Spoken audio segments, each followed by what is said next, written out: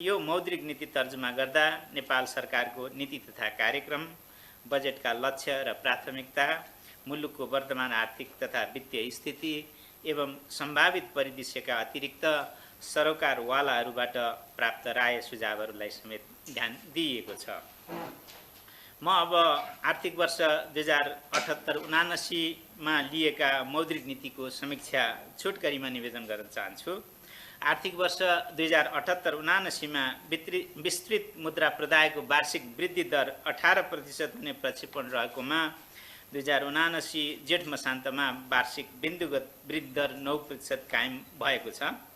आर्थिक वर्ष 2078-79 मा मौद्रिक क्षेत्रबाट प्रभाव हुने निजी क्षेत्रतर्फको कर्जाको वृद्धि दर 19% हुने प्रक्षेपण रहेकोमा 2079 जेठ मसान्तसम्ममा वार्षिक बिन्दुगत वृद्धि दर 16% कायम भएको छ।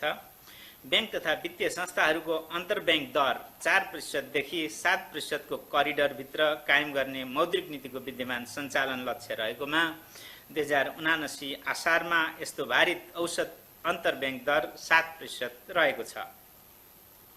आर्थिक वर्ष 2078-79 मा यस ब्याङ्कबाट रु 9,702 अर्ब 41 करोड बराबरको तरलता प्रवाह भएको छ। अब म आर्थिक वर्ष 2079-80 को समग्र परिदृश्य व्याख्या गर्न चाहन्छु। मौद्रिक नीति 2078-79 को तेस्रो त्रैमासिक समीक्षा गर्दाको समयमा देखिएको अन्तर्राष्ट्रिय आर्थिक परिदृश्य यथावतै रहेको छ। रुस युक्रेन युद्धले अन्तर्राष्ट्रिय आर्थिक वातावरणलाई अनिश्चित बनाएको छ भने मूल्यमा चाप पर्दै गइरहेको छ। फलस्वरूप सन् 2022 र सन् 2023 मा विश्व उत्पादन र व्यापारको विस्तारमा कमी आउने प्रक्षेपण रहेको छ। मूल्यमा परेको चाप र कसिलो नीतिगत व्यवस्थाका कारण विकसित तथा उदयमान मुलुकहरूमा ब्याज दरहरू थप बढ्नुका साथै विश्व अर्थतन्त्र नै आर्थिक मन्दीमा जान सक्ने अनुमान विश्व ब्याङ्क तथा अन्तर्राष्ट्रिय मुद्रा कोषको रहेको छ। नेपालमा कोभिड संक्रमण कम हुनुका साथै यस विरुद्धको खोप सहज रूपमा उपलब्ध भएको छ। पर्यटक आगमनमा सुधार आउन थालेको छ। रोजगारीको लागि बाह्य मुलुक जाने नेपालीहरूको संख्या बढेको छ। स्थानीय तहको निर्वाचन सम्पन्न भइसकेको छ भने संघीय संसद तथा प्रदेश सभाको चुनाव हुन गइरहेको छ। यसले गर्दा आन्तरिक माग बलियो रहने देखिन्छ। साथै निर्माणाधीन केही जलविद्युत परियोजनाहरू सम्पन्न भई करिब 700 मेगावाट विद्युत राष्ट्रिय प्रसारण प्रणालीमा थप हुने क्रममा रहेको छ। उपयुक्त पृष्ठभूमि तथा बजेट वक्तव्य 2079-80 मा समावेश भएका नीतिगत व्यवस्था र कार्यक्रम कार्यान्वयनका अतिरिक्त उद्योगको क्षमता उपयोग समेत बढ्ने आधारमा आर्थिक वृद्धि औसतभन्दा उच्च रहने देखिन्छ। तथापि रासायनिक मलको अभाव, बाह्य क्षेत्रमा रहेको दबाव, तरलता सङ्कुचन र मूल्य वृद्धि जस्ता पक्षहरूले अपेक्षित आर्थिक वृद्धि हासिल गर्ने दिशामा भने केही चुनौती सिर्जना गर्ने देखिएको छ। अब म आर्थिक वर्ष 2079-80 को मौद्रिक नीतिको स्वरूप, मौद्रिक कार्यदिशा निवेदन गर्न चाहन्छु। मूल्य र बाह्य क्षेत्र स्थायित्व कायम राख्दै समष्टिगत आर्थिक स्थायित्व प्रवर्धन गर्ने र वित्तीय साधनलाई उत्पादनशील क्षेत्रमा प्रवाह गराई उत्पादकत्व अभिवृद्धि मार्फत आर्थिक वृद्धिलाई सहयोग पुर्याउने गरी मौद्रिक नीतिको कार्यदिशा सजगतापूर्वक कसिलो राखिएको छ। कर्जा कुल गार्हस्थ उत्पादन अनुपात उच्च रहेको सन्दर्भमा कर्जा वृद्धि भन्दा पनि कर्जालाई उत्पादनशील क्षेत्रमा प्रवाह गराउनेतर्फ मौद्रिक नीतिको प्राथमिकता रहनेछ। कोभिड-19 संक्रमणको समयमा लिएका सहज नियामकीय व्यवस्थाहरूलाई क्रमशः कटौती गर्दै विवेकशील नियामकीय मापदण्ड अनुरूप बनाइनेछ। कृषि लगायतका उत्पादनशील क्षेत्र, निर्यात र कोभिड महामारीबाट पुनरुत्थान हुन बाँकी अति प्रभावित क्षेत्रमा मात्र उपलब्ध गराउने गरी पुनर्कर्जा सुविधालाई पुनरावलोकन गरिनेछ। साना घरेलु, लघु तथा मध्यम उद्यमहरूको लागि कर्जा पहुँच बढाई कर्जाको अधिक केन्द्रीकरण क्रमशः कम गर्नेतर्फ मौद्रिक नीतिको जोड रहनेछ। साथै निश्चित उत्पादनशील क्षेत्र र व्यापारिक क्षेत्रमा प्रवाह हुने कर्जाको ब्याज दरमा अन्तर कायम गरिनेछ। सबल वित्तीय प्रणालीले मौद्रिक नीतिको प्रसारलाई प्रभावकारी बनाउने हुँदा समष्टिगत विवेकशील नियमका साथै कर्जाको गुणस्तर सुधार मार्फत वित्तीय स्थायित्व कायम गर्न जोड दिइनेछ। भुक्तानी तथा वित्तीय कारोबारलाई डिजिटलाइजेसन गर्दै वित्तीय साक्षरता, वित्तीय पहुँच र वित्तीय समावेशिता अभिवृद्धि गरी मौद्रिक नीतिको दायरा बढाइनेछ। मौद्रिक नीतिको संरचना र लक्ष्य। मौद्रिक नीतिको विद्यमान रणनीतिक संरचना र भारतीय रुपियाँसँगको स्थिर विनिमय दरलाई मौद्रिक नीतिको अंकुशको रूपमा यथावत राखिएको छ। ब्याज दरलाई मौद्रिक नीतिको प्रसार माध्यमको रूपमा सुदृढ गर्दै सञ्चालन लक्ष्यको रूपमा कार्यान्वयनमा रहेको बैंक तथा वित्तीय संस्था बीचको भारित औसत अन्तर्ब्याङ्क ब्याज दरलाई निरन्तरता दिएको छ।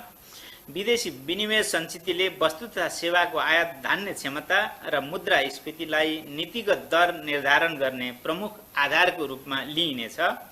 वार्षिक लक्षित मुद्रास्फीति भन्दा कम नहुने गरी नीतिगत दर निर्धारण गरिनेछ।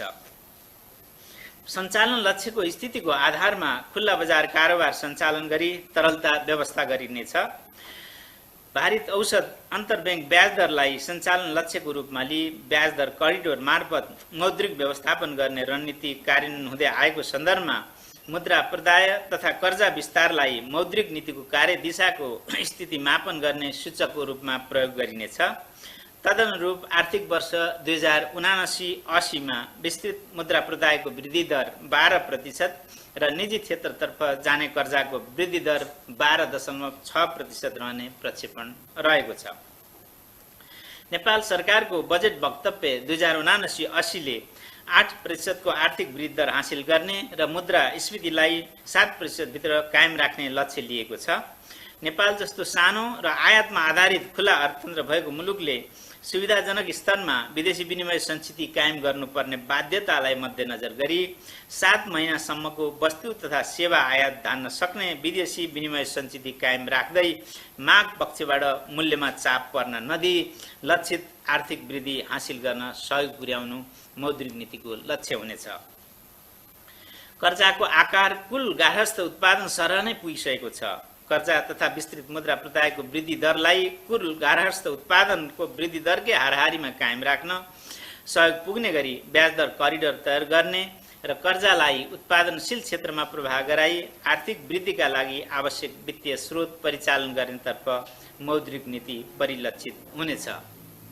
उपरोक्त संरचना र लक्ष्यलाई आधार मान्दै तपसिल बमोजिमका मौद्रिक उपायहरू अवलम्बन गरिएको छ। मूल्य र विदेशी विनिमय सञ्चितिमा परेको चापलाई मध्यनजर राखेर समष्टिगत आर्थिक स्थायित्वको लागि ब्याज दर करिडोर अन्तर्गतको दरहरूलाई 1.5% बिन्दुले वृद्धि गरी बैंक दर 8.5%, नीतिगत दर 7% र निक्षेप सङ्कलन दरलाई 5.5% कायम गरिएको छ। अन्तर्ब्याङ्क कारोबारको भारित औसत ब्याज दर नीतिगत दरको तुलनामा 2% भन्दा बढी बिन्दुले तल माथि भएमा रिपो, रिभर्स रिपो, गोलकबलको खुल्ला हुने व्यवस्था मिलाइनेछ। साथै अन्तर्ब्याङ्क कारोबारको भारित औसत ब्याज दर नीतिगत दरको तुलनामा 3% बिन्दु भन्दा बढीले घट्न गएमा निक्षेप गोलकबल खुल्ला हुने व्यवस्था मिलाइनेछ। खुल्ला बजार कारोबार सम्बन्धी अन्य उपकरणहरू यथावत राखिएको छ। तरलता व्यवस्थापनलाई थप प्रभावकारी बनाउन आर्थिक वर्ष 2079-80 को बजेट वक्तव्यमा व्यवस्था भए बमोजिम खुल्ला बजार कारोबार स्थिरीकरण कोषको व्यवस्था गरी कार्यान्वयनमा ल्याइनेछ। बैंक तथा वित्तीय संस्थालाई अघिल्लो हप्ताको अन्त्यमा कायम रहेको सम्बन्धित संस्थाको स्वदेशी मुद्रामा रहेको कुल निक्षेपको 1% भन्दा बढी बक्यौता नहुने गरी यस बैंकले तोकेको ऋणपत्रको धितोमा अधिकतम 5 दिनसम्म अवधिको स्थायी तरलता सुविधा बैंक दरमा उपलब्ध गराइनेछ। विद्यमान कार्यविधिमा आवश्यक संशोधन गरी यो व्यवस्था कार्यान्वयनमा ल्याइनेछ। बैंक तथा वित्तीय संस्थाले कायम गर्नुपर्ने अनिवार्य नगद मौजदात अनुपातलाई 2079 भाद्र 1 गतेदेखि लागू हुने गरी 1% बिन्दुले वृद्धि गरी 4% पुर्याइनेछ। बैंक तथा वित्तीय संस्थाहरूले कायम गर्नुपर्ने वैधानिक तरलता अनुपातलाई वृद्धि गरी 2079 पुस मसान्तसम्ममा वाणिज्य बैंकहरूले 12%, विकास बैंक र वित्त कम्पनीहरूले 10% पुर्याउनु पर्ने व्यवस्था गरिनेछ। मौद्रिक नीतिको प्रसारण संयन्त्रलाई प्रभावकारी बनाउन बैंक तथा वित्तीय संस्थाहरूले ब्याज दर तय गर्ने सम्बन्धी विद्यमान नीतिगत व्यवस्थामा आवश्यक पुनरावलोकन गरिनेछ। अब म वित्तीय क्षेत्र सम्बन्धी केही व्यवस्थाहरू निवेदन गर्न चाहन्छु। कोभिड महामारीको समयमा आर्थिक पुनरुत्थानलाई गति प्रदान गर्न अवलम्बन गरिएका कर्जा पुनर्संरचना एवं पुनर्तालिकीकरण, ब्याज पुँजीकरण, लाभांश वितरण लगायतका नियामकीय व्यवस्थामा आवश्यक पुनरावलोकन गरिनेछ। कोभिड-19 महामारीका कारण आर्थिक वर्ष 2076-77बाट स्थगन गरिएको काउन्टर साइक्लिकल क्यापिटल बफरको व्यवस्थालाई 2080 साउनदेखि कार्यान्वयनमा ल्याउन आवश्यक व्यवस्था मिलाइनेछ। उक्त व्यवस्थालाई क्षेत्रगत रूपमा समेत कार्यान्वयन गर्ने सम्बन्धमा अध्ययन गरिनेछ। वाणिज्य ब्याङ्क र लघुवित्त वित्तीय संस्थाहरू एक आपसमा आफ्नै वर्गभित्र गाभी वा प्राप्तिमा गई 2079 पुस मसान्तभित्र एकीकृत कारोबार सञ्चालन गरेमा मात्र यस ब्याङ्कबाट प्रदान हुँदै आएको मर्जर तथा प्राप्ति सम्बन्धी छुट तथा सुविधा उपलब्ध हुने व्यवस्था मिलाइनेछ। ब्याङ्क तथा वित्तीय संस्थाले जारी गरेको ऋणपत्रलाई कर्जा निक्षेप अनुपात प्रयोजनका लागि स्रोतको रूपमा गणना गरिरहेकोमा त्यस्तो गणना गर्न सकिने अवधि 2080 आषाढ मसान्तसम्म रहने व्यवस्था मिलाइनेछ। ब्याङ्क तथा वित्तीय संस्थाबाट ठूला कर्जा उपभोग गर्दै आएका ऋणीहरूको पहिचान गर्न लार्ज एक्सपोजर फ्रेमवर्क तयार गरिनेछ।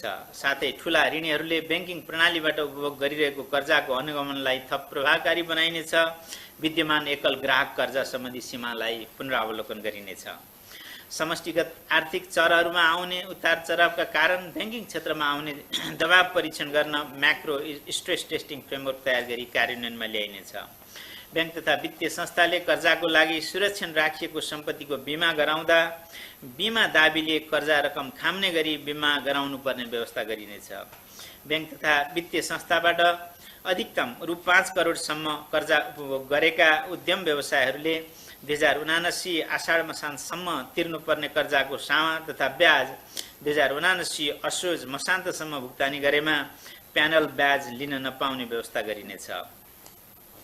उत्पादनशील र व्यापारिक क्षेत्रमा जाने कर्जाको ब्याज दरमा भिन्नता ल्याइनेछ। हाललाई ब्याङ्क तथा वित्तीय संस्थाले खाद्यान्न उत्पादन, पशुपक्षी, मत्स्य पालन, निर्यातजन्य र 100% स्वदेशी कच्चा पदार्थमा आधारित उत्पादनमूलक उद्योगका लागि रु 2 करोडसम्मको कर्जा प्रवाह गर्दा आधार दरमा अधिकतम 2% बिन्दुसम्म प्रिमियम थप गरी ब्याज दर निर्धारण गर्न पाउने व्यवस्था गरिनेछ। निजी क्षेत्रलाई सूचना प्रविधि तथा औद्योगिक पार्क निर्माण गर्न कर्जा प्रवाह गर्दा आधार दरमा अधिकतम 2% बिन्दुले प्रिमियम थप गरी ब्याज दर निर्धारण गर्ने व्यवस्था मिलाइनेछ। पूर्वाधार क्षेत्रमा लगानी गर्ने गरी स्थापित नेपाल पूर्वाधार विकास ब्याङ्कको लगानी क्षमता वृद्धिका लागि पूर्वाधार क्षेत्रमा नै लगानी गर्ने गरी स्थापना भई सञ्चालनमा रहेका अन्य वित्तीय संस्थासँग मर्जर तथा प्राप्ति मार्फत चुक्ता पुँजी वृद्धि गर्न प्रोत्साहित गरिनेछ। ब्याङ्क तथा वित्तीय संस्था मर्जर तथा प्राप्तिको समयमा धितोपत्र कारोबार रोक्ने सम्बन्धी यस ब्याङ्कबाट जारी भएको विद्यमान व्यवस्था खारिज गरी धितोपत्र बोर्डको नियमन बमोजिम हुने व्यवस्था मिलाइनेछ। सेयर धितो राखी प्रवाह हुने मार्जिन कर्जाको एकल ग्राहक सीमा एउटा वा सबै इजाजत पत्र प्राप्त वित्तीय संस्थाहरूबाट लिन सक्ने गरी अधिकतम सीमा रु 12 करोड कायम गरिनेछ। सेयर ब्रोकर मार्फत नियमित र व्यवस्थित हुँदै गएपछि यस्तो मार्जिन कर्जा सम्बन्धी व्यवस्था हटाइनेछ। सेयर धितोमा प्रवाह हुने कर्जाको जोखिमभार रु 25 लाखसम्मको कर्जाको हकमा 100% र सोभन्दा माथिको कर्जाको हकमा जोखिमभार 150% राख्नुपर्ने व्यवस्था यथावत राखिएको छ। सम्पत्ति शुद्धिकरण तथा आतंकवादी क्रियाकलापमा वित्तीय लगानी निवारण सम्बन्धमा अन्तर्राष्ट्रिय समन्वय संयन्त्रलाई थप सबल बनाउँदै लैजान आवश्यकता अनुसार सम्बन्धित निकायहरूबीच समन्वय बढाइनेछ। आर्थिक वर्ष 2079-80 को बजेट वक्तव्यमा व्यवस्था भए बमोजिम यस ब्याङ्कको सुपरिवेक्षकीय दायरा बाहिर रही वित्तीय कारोबार गर्ने बचत तथा ऋण सहकारी र गैर सरकारी संस्थाहरूको प्रभावकारी नियमन, निरीक्षण तथा सुपरिवेक्षणका लागि दोस्रो तहको नियामक निकाय स्थापना सम्बन्धमा आवश्यक सहजीकरण गरिनेछ। ग्रीन फाइनेन्सिङलाई प्रोत्साहन गर्न, हरित बन्ड निष्कासन गर्ने, जलवायु जोखिम रिपोर्टिङ गर्ने, सोसँग सम्बन्धित पुँजी आवश्यकता पहिचान गर्ने लगायतका विषयहरूलाई समावेश गरेर ग्रीन ट्याक्सोनोमीको मस्यौदा तर्जुमा गरिनेछ। वैदेशिक रोजगारीका लागि विदेश जाने नेपालीहरूले विदेशी मुद्रा सट्टै सुविधा प्राप्त गर्न अनिवार्य रूपमा ब्याङ्क खाता हुनुपर्ने लगायत विप्रेषण औपचारिक माध्यमबाट स्वदेश भित्र्याएको प्रमाणका आधारमा विभिन्न सेवा तथा सुविधा उपलब्ध हुने व्यवस्था गर्न नेपाल सरकारका सम्बन्धित निकायहरूसँग आवश्यक समन्वय गरिनेछ। ब्याङ्किङ भुक्तानी उपकरणमा विद्यमान विभिन्न विद्युतीय तथा डिजिटल कार्ड धारकहरूले विदेशी ब्याङ्कबाट जारी यस्तै कार्डबाट नेपाली ब्याङ्क तथा वित्तीय संस्थाहरूले जारी गरेको कार्डमा विप्रेषण प्राप्त गर्न सक्ने गरी आवश्यक नीतिगत व्यवस्था गरिनेछ। सूचना प्रविधि लगायतका सेवा निर्यात गरी परिवर्तित विदेशी मुद्रा भित्राउने कार्यलाई प्रोत्साहित गर्न आवश्यक नीतिगत व्यवस्था गरिनेछ। केही वस्तुहरूको आयातको लागि प्रतिपत्र खोल्दा नगद मार्जिन राख्नुपर्ने विद्यमान व्यवस्थालाई क्रमिक रूपमा पुनरावलोकन गर्दै लगिनेछ।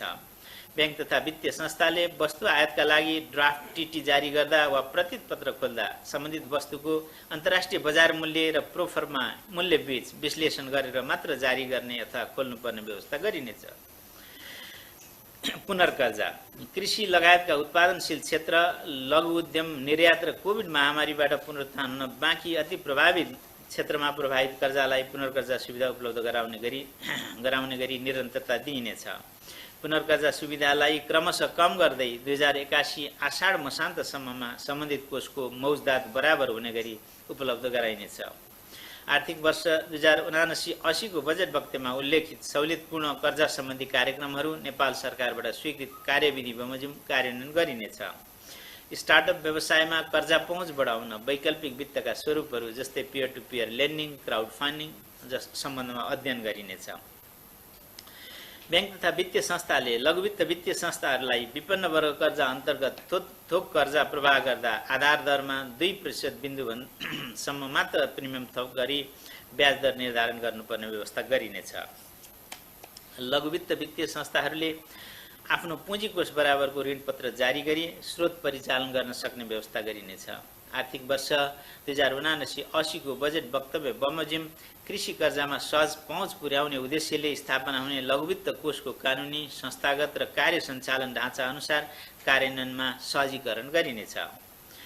विद्युतीय भुक्तानी कारोबारलाई प्रोत्साहन गर्दै लैजाने कार्यलाई निरन्तरता दिएको छ। आर्थिक वर्ष 2079-80 लाई विद्युतीय भुक्तानी कारोबार प्रवर्धन वर्षको रूपमा मनाउन आवश्यक संस्थागत समन्वय गरिनेछ।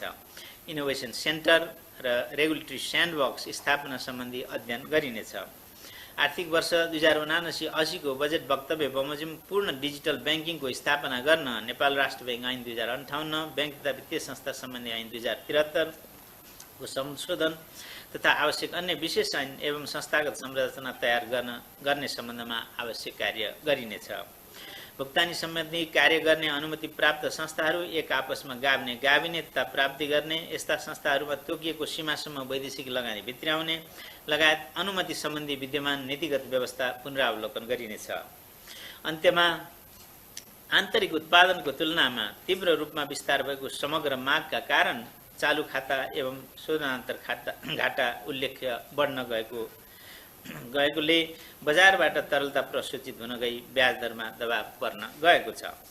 अन्तर्राष्ट्रिय आर्थिक परिदृश्य, रुस युक्रेन युद्ध, इन्धनको मूल्य वृद्धि, आन्तरिक उत्पादन तथा समष्टिगत मागको स्थिति, आयात तथा विप्रेषण अपराहको प्रवृत्ति आदिलाई दृष्टिगत गर्दा मूल्य तथा बाह्य क्षेत्रमा परेको चाप केही समयसम्म कायम नै रहने देखिन्छ।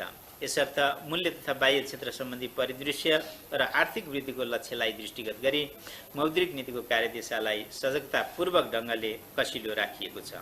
यसबाट समष्टिगत आर्थिक स्थायित्व कायम राख्दै आर्थिक क्रियाकलापहरू चलायमान बनाइराख्न सहयोग पुग्ने अपेक्षा राखिएको छ। यस मौद्रिक नीतिको कार्यान्वयनबाट आन्तरिक तथा बाह्य स्थायित्व कायम राख्न सहयोग पुग्ने विश्वास रहेको छ। मुद्रास्फीति तथा विदेशी विनिमय संचितिले आयात धान्ने क्षमतामा आउने परिवर्तनका आधारमा मौद्रिक नीतिको त्रैमासिक समीक्षा गर्दा मौद्रिक उपायहरूमा आवश्यकता अनुसार परिवर्तन गरिनेछ। आर्थिक वर्ष 2079-80 को यो मौद्रिक नीति तर्जुमाको क्रममा सहयोग पुर्याउने नेपाल सरकारका निकायहरू, उद्योग व्यवसायसँग सम्बन्धित सङ्घ संस्थाहरू, ब्याङ्क तथा वित्तीय संस्थाहरू, विद्वत वर्ग, सञ्चार माध्यम लगायत सबै सरोकारवालालाई धन्यवाद ज्ञापन गर्दै यो मौद्रिक नीतिमा व्यवस्था गरिएका नीति तथा कार्यक्रमहरूको कार्यान्वयनमा सदाझैँ सबैको सहयोग रहने यस ब्याङ्कको विश्वास रहेको छ। हस्त धन्यवाद, नमस्कार।